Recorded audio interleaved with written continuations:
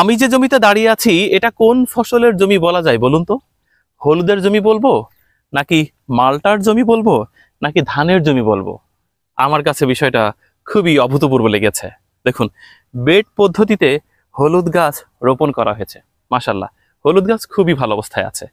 তার মাঝখানে এই ড্রেনের মাঝে রয়েছে ধান গাছ, আর ঠিক তার পাশে আবার রয়েছে মালটা গাছ।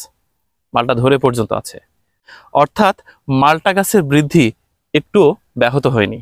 দেখেন, এক জমিতে তিনটি ফসল। আমাদের ঝিনাইদহের এই কৃষক সত্যিই চমকে দিয়েছেন সকলকে, এক জমিতে তিন ফসল আবাদ করে। কল্পনার বাইরে ছিল মালটার জমিতে ধান হতে পারে, কিংবা তার মধ্যে আবার হলুদ রোপণ করা যেতে পারে।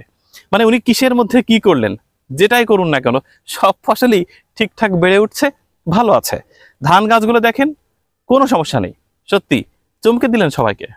এই জমিতে আমি মালটা করেছি, মালটার পাশাপাশি হলুদ করেছি, হলুদের পাশাপাশি ধান করেছি আমি। ধানও খুব ভালো হয়েছে, হলুদও ভালো হয়েছে, মালটাও ভালো হয়েছে খুব। অজ্ঞান পুষ মাসে উঠবে ধানটা আর হলুদটা, আর ওইটা বেড়েছি উঠবে মালটাটা।